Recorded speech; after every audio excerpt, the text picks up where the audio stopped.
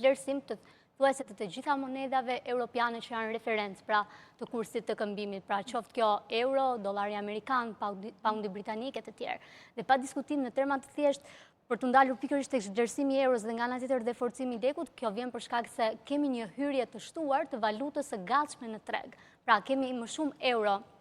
që hynë në Shqipëri, automatikisht kjo e ndikuar dhe si pasoj edhe sezonit turistik, pra në korrik dhe gusht fluksi turistëve është i shtuar dhe patjetër duke patur një ofertë të rritur tashmë për monedën euro dhe nga ana tjetër edhe një rritje të kërkesës së monedës së lekut, kjo automatikisht pra bën që konsumatorët e huaj tashmë të përdorin lekun për të përfituar nga shërbimet dhe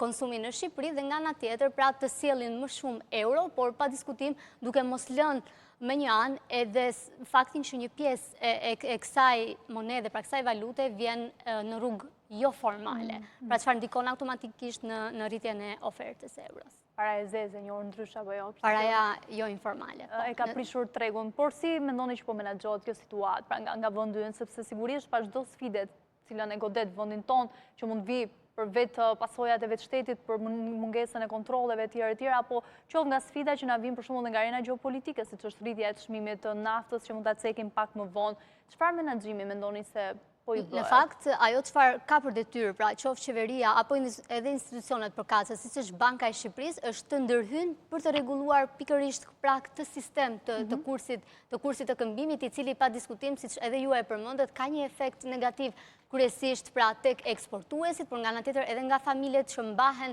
pikërisht nga të ardhurat që mund të sigurojnë nga të afërmit e tyre pra nga jashtë, të cilët pa diskutim duke patur pra në konsiderat faktin që kjo euro është vlerësuar, do të ul automatikisht fuqinë e tyre blerëse.